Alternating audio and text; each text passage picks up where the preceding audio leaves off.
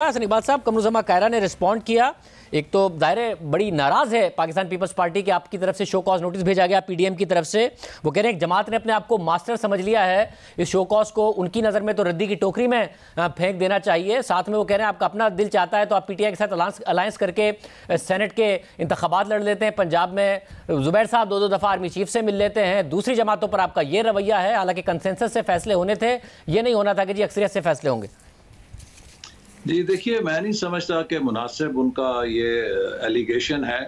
PDM एक बहुत ही जद्दोजहद के साथ बनी थी, जिसमें सब पार्टीज ने अहद किया था कि हम इस मुल्क के अंदर निज़ाम को तब्दील करेंगे, और वो हमारा नस्बुल-ऐन अब भी है। और पीडीएम की 9 जमातें मुत्तफिक थीं कि 26 मार्च को लॉन्ग मार्च और इस्तीफ़ों की ऑप्शन हमें एक्सरसाइज करना चाहिए, और सबका ये ख्याल था कि ये बुसीदा जो निज़ाम है ये गिर जाएगा, ये उस वार का मुकाबला नहीं कर सकेगा। उस मौके पे जब हम डी के अंदर पहुंच गए तो पीपल्स पार्टी ने टाइम आउट लेके उस पूरी मूव को ख़त्म कर दिया, और फिर कहा कि हमारे पास सीसी का मैंडेट नहीं है, हम 4 अप्रैल को इजलास बुलाया है, उससे इजाज़त लेकर फिर आपके पास आएंगे। अब उन्होंने वो भी मौखर कर दिया। इन द मीन टाइम आप देखिए, सेनेट के अंदर जो लीडर ऑफ अपोजिशन का इलेक्शन था, उसमें उन्होंने बजाय ये कि पीडीएम के साथ जो उनकी कमिटमेंट थी उसे ऑनर करते, उन्होंने जमात इस्लामी, एएनपी और सरकारी अलाई बाप पार्टी के साथ एक नया अलाइनमेंट बना के लीडर ऑफ अपोजिशन के दफ्तर पे हासिल करने की कोशिश किया कि उसे हासिल किया।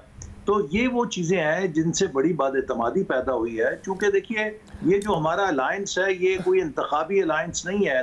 मगर ऐसे बात है, इसमें एक अहम मसला ये ज़रा है, जो बाप पार्टी वाला मसला है उसमें तो पीपल्स पार्टी के अंदर से भी आवाज़ें उठ रही हैं कि उसकी सपोर्ट उन्होंने कैसे ली। मगर जो इस्तीफ़ों का मामला है उसमें तो आपने और जेयूआईएफ ने मिलकर कॉर्नर किया ना पाकिस्तान पीपल्स पार्टी को। वो पहले से नहीं मान रहे थे इस्तीफ़ों पर, और उनका ये कहना है कि जी नो कॉन्फिडेंस मोशन का भी तो लिखा हुआ है ना जो हमारे पीडीएम का एलामिया था उसके अंदर, मगर नून लीग उस पर नहीं मान रही। तो हम थोड़ी कह रहे हैं कि जी नून लीग के खिलाफ हमने पब्लिकली कोई स्टांस ले लिया और जो हमारे खिलाफ ये किया गया। सब देखिए, पीडीएम के अंदर 10 जमातें शामिल थीं, 9 जमातें एक तरफ थीं, मुत्तफिक थीं, सिर्फ एक पीपल्स पार्टी एक तरफ थी। अगर हम एक जमहूरी जद्दोजहद कर रहे हैं तो फिर हमें उस ओवरवेलमिंग मेजॉरिटी का एहतराम करना चाहिए था, और यही बात उस इजलास में मौलाना फजलुर रहमान साहब ने जरदारी साहब से और पीपल्स पार्टी की क़यादत से की। देखिए, हम 9 जमातें इत्तफाक राय से आपसे रिक्वेस्ट कर रहे हैं कि आप हमारा साथ दें ताकि हम इस जद्दोजहद को कामयाब कर सकें। लेकिन उन्होंने 9 जमातों के मुकाबले में अपनी एक आवाज़ को जुदा समझा, रास्ता अलहदा किया। उस पर वो ये गिला नहीं कर सकते कि उन्हें कोई दबाव डाल रहा था, बल्कि उन्होंने 9 जमातों को अपने एक वोट से वीटो किया और उसके ऊपर सबूताज किया, उस प्रेशर को जो हुकूमत के ऊपर था। आपने ऑपोजिशन के लिए कहा, सेनेट में ऑपोजिशन लीडर के लिए, पीपल्स पार्टी ने नहीं सुना। आज तो सेनेट के अंदर ऑपोजिशन की भी ऑपोजिशन खड़ी हो गई है, 2 अलग अलग प्लेटफॉर्म्स हैं। आपके शो कॉज नोटिस का जवाब देने की उनकी कोई नीयत नजर नहीं आ रही है। तो आप पीपल्स पार्टी को बाहर करेंगे या आप लोग ऐसे ही आगे बढ़ जाएंगे पीपल्स पार्टी को माइनस करके? पिछली मीटिंग जो आपने पीपल्स पार्टी के बगैर की उन्हें शो कॉज किया, उस पर भी उन्हें एतराज है।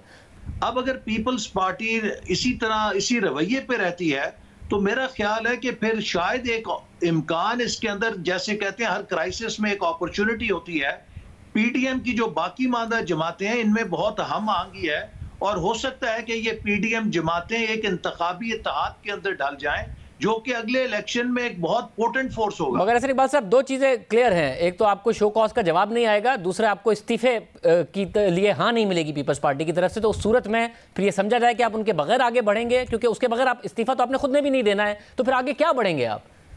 जी देखिए, अगर पीपल्स पार्टी इन दोनों चीज़ों पे इनकार करती है तो अमलन वो इस बात को मोहर देगी, साबित करेगी कि वो पीडीएम से अलहदा हो गई है। अब फॉर प्रैक्टिकल पर्पसेस तो उन्होंने राहें जुदा कर ली थी, जो कि एक लॉस है। लेकिन अगर उन्होंने अपना रास्ता बदला है, एक नया इंतखाबी इत्तेहाद जमात इस्लामी, एएनपी और बाप पार्टी के साथ मिलकर बनाया है, तो वो इसका हक रखते हैं। वो एक इंडिपेंडेंट जमात है, लेकिन बाकी पार्टीज अपने मिशन पर जारी रहेंगी, काम करती रहेंगी। मगर जब आप आगे बढ़ेंगे पीपल्स पार्टी के अलावा तो इस्तीफे तो आप भी नहीं देंगे, सड़कों पर आएंगे, लॉन्ग मार्च करेंगे, तो पीपल्स पार्टी के साथ ही ठीक नहीं था? अगर वो इस्तीफे नहीं दे रही थी तो आप लॉन्ग मार्च ही करते हैं, क्योंकि आपने आगे इस्तीफे तो नहीं देने, जल्द से लॉन्ग मार्च करेंगे बगैर पीपल्स पार्टी के भी, बगैर इस्तीफे दिए।